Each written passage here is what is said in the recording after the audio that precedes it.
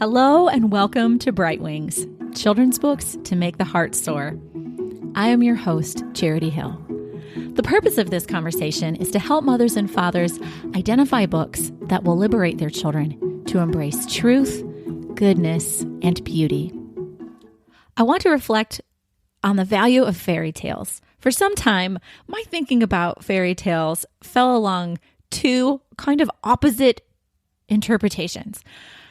The first interpretation I had was that fairy tales were fluffy, wishful, dreamy, and not very substantive. Then my second notion about fairy tales was that they're too violent, dark, or even patriarchal for my children. Welcome to the great debate surrounding fairy tales. If you look on the internet and simply search fairy tales, you will get conflicting opinions, strong ones, on both sides of whether to read fairy tales to your children or not. This is one case where I wouldn't advocate that you go back to the original source. I found out that the Brothers Grimm's first work of fairy tales was actually written for adults, and it's not something that you should read to children. They made it a second edition of fairy tales, this time for children, some years later, and it sold far better than their adult fairy tales.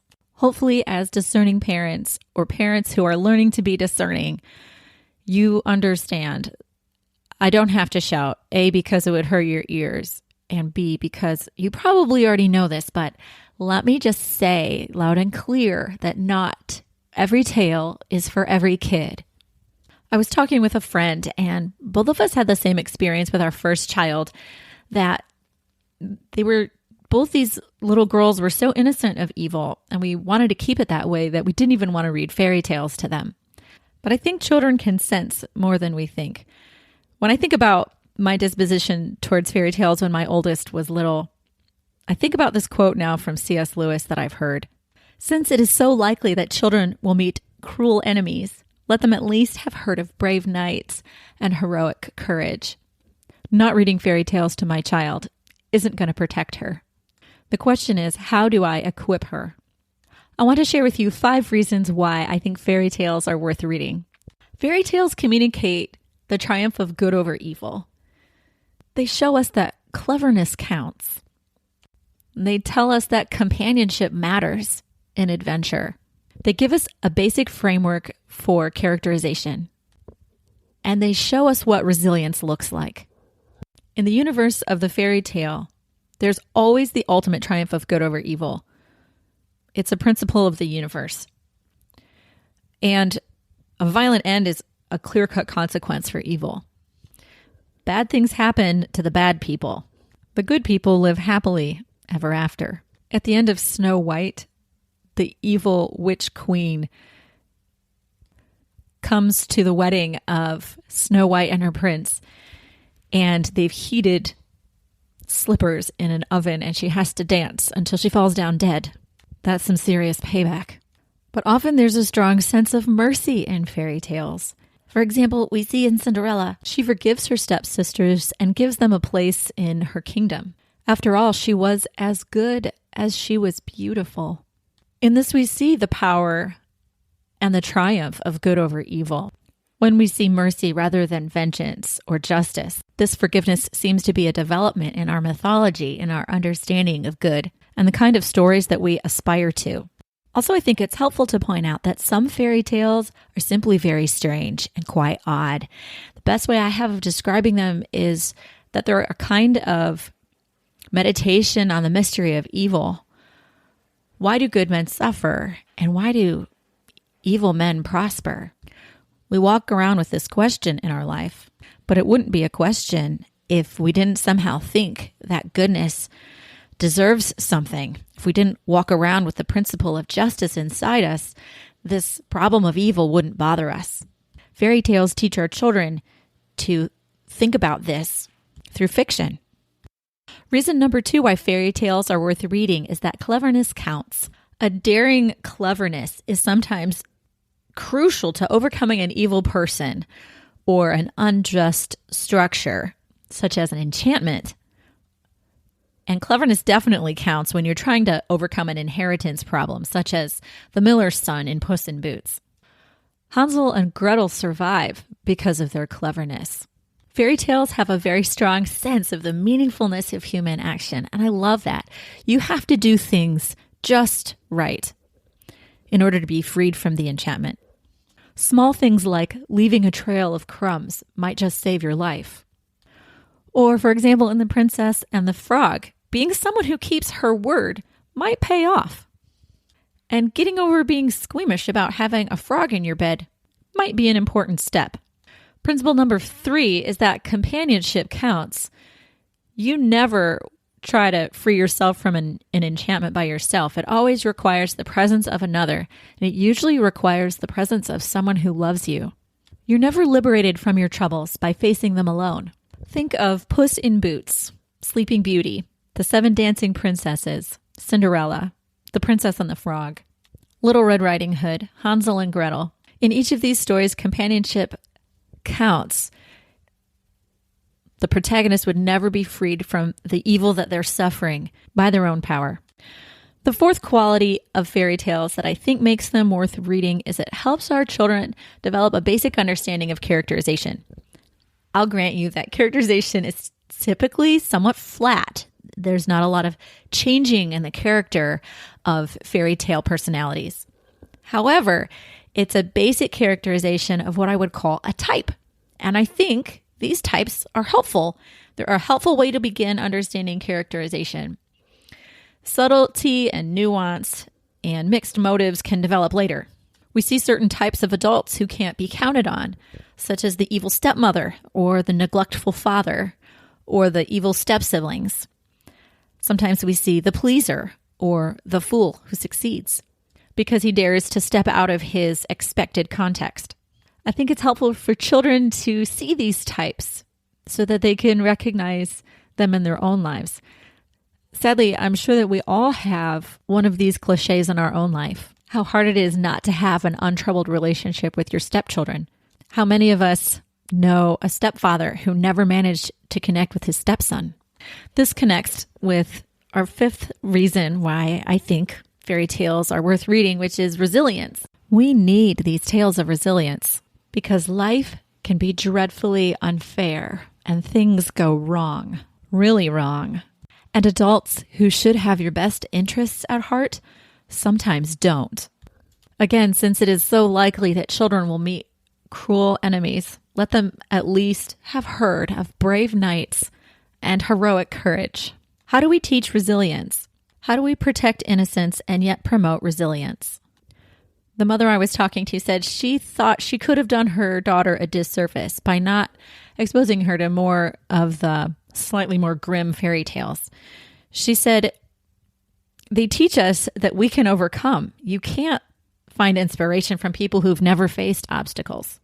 And it's been said before, but fairy tales allow our children to consider the dark parts of our world in a safe place, knowing that at the end of the tale, all will be well.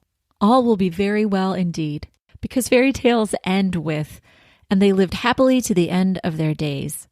That communicates hope. It communicates that there's a definitive end to evil. And it communicates usually that it's love that makes the characters beyond the reach of evil.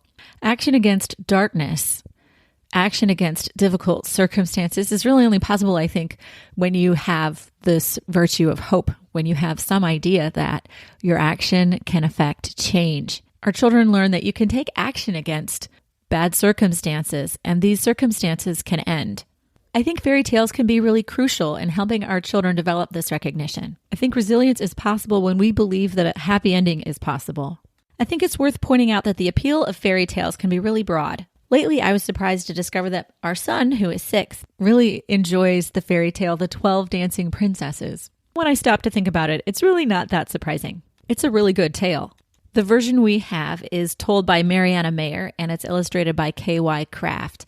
It's robustly beautiful, full of lovely young ladies in it, but I'm not sure that that's what really attracts him to it. I think he's attracted by the actions of the intervening Peter, the young farmer who becomes a gardener at the castle, who discovers the secret of these 12 sisters. The sisters go every night to an enchanted land First, they go willingly and willfully into this circumstance where they dance all night long and feast. Every night they dance and feast and wear out their slippers. They're kind of trapped in a lovely but deadly cycle. They can't seem to resist dancing, and in order to dance, they need dance partners, which means they ensnare the young princes who come to discover their secret, and they enchant these unsuspecting fellows at the feast. These young men are then their kind of dancing puppets. They're dancing slaves. Peter follows them for 3 nights in a row. He's in love with the youngest sister, and because he has discovered a flower that makes him invisible, he overhears their plan to entrap him also. The youngest sister, Elise, begins to be in love with him too. When Peter decides that he's going to allow himself to become enchanted so that he can continue to be with Elise.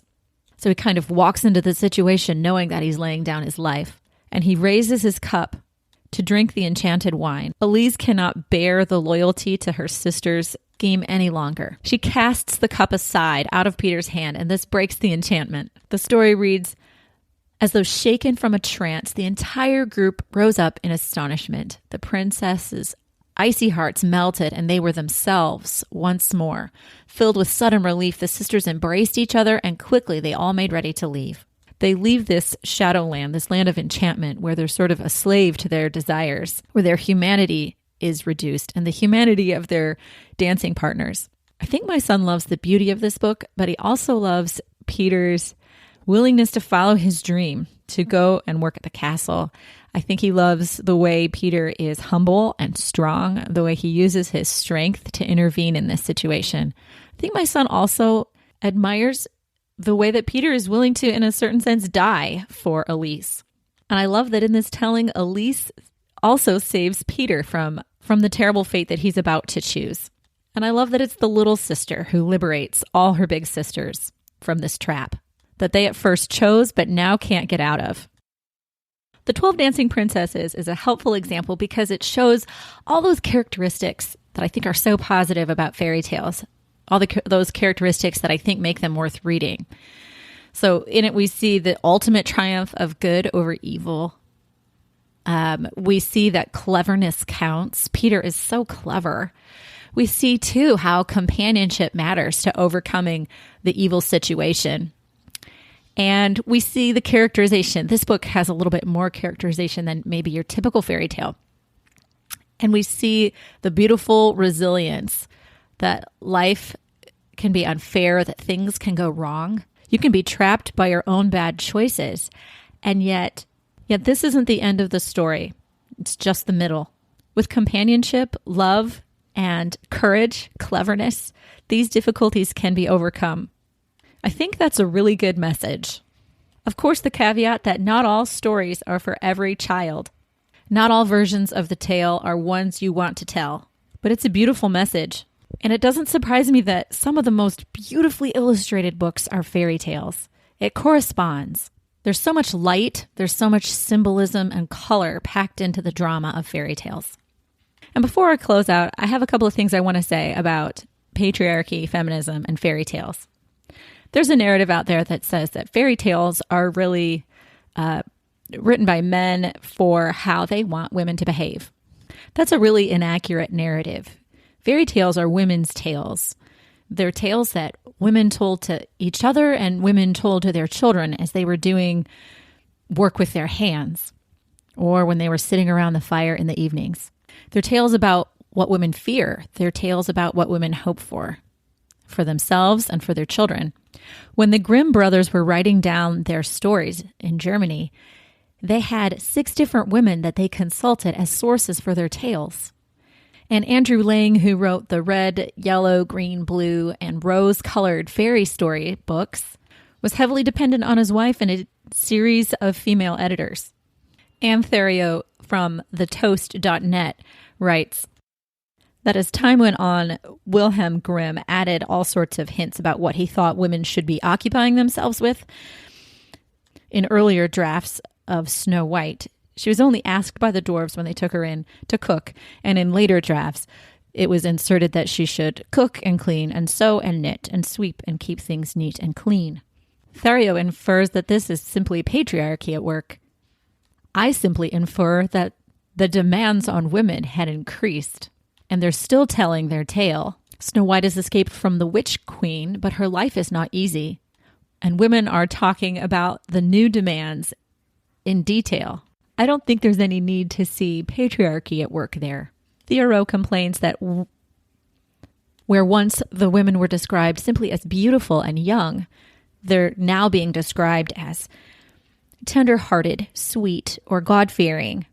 I think Theroux misses that when these tales were emerging, they were emerging during the time of minstrelsy, while things that were beautiful were good. They corresponded together, the beautiful and the good. When fairy tales were born in the Middle Ages, you wouldn't describe something as evil and beautiful. That wasn't a possible combination.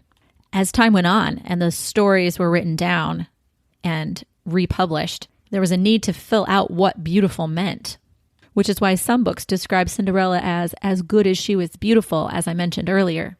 I think it's unfair to think that fairy tales are some kind of guidebook about how women were expected to behave, and that we should fear them for imposing some outmoded cultural ideal on our daughters. I think it's not hard to find the beating heart of a woman behind these stories, a heart that seeks to outwit the troubles that beset it, and, good heavens, is actually going to cooperate with a man for her own liberation. Because in the words of John Mayer, baby, everything's better when we're together. I'm no expert, but isn't it Carl Jung who says that the male principle is this factor that comes in from the outside to alter a situation? Fairy tales get this right. But another thing fairy tales get right is that women are not deprived of agency at all. For Exhibit A on this topic, I invite you to check out Princess Furball, a very strange tale, the version written by Charlotte Huck and illustrated by Anita Lobel. A young lady coming from a very disturbing situation triumphs over it with a great deal of creativity and resilience. I sympathize with this feminist concern, but I can't fully validate it. I think fairy tales are really symbolic of so many human experiences. And they win because they triumph on feminism's same criteria, the criteria of experience. Mariana Mayer is the author of The 12 Dancing Princesses and many other fairy tales. In an interview, she said something very similar to what we're saying today. She says, I see folk tales and myths as humankind's first stories. They are a kind of collective dreaming, filled with timeless symbols and images we can all relate to, regardless of age or culture. And much as an oyster must be disturbed by a grain of sand in order for the pearl to be created, I often choose to retell stories in which I find unresolved fragments that are somehow perplexing to me. She goes on to say, I'm striving to reach out to that spirit of wonder within us all. The stories I was told as a child, those half-remembered folktales and myths, have become the foundation for what I continue to work on in my books. The sense of hope that books instilled in me as a child saw me through many difficult times. Because of this, I choose characters who face overwhelming odds, but triumph through courage and perseverance. Similarly, myth allows a child to believe in his or her own dreams and can instill a boundless hope for the future.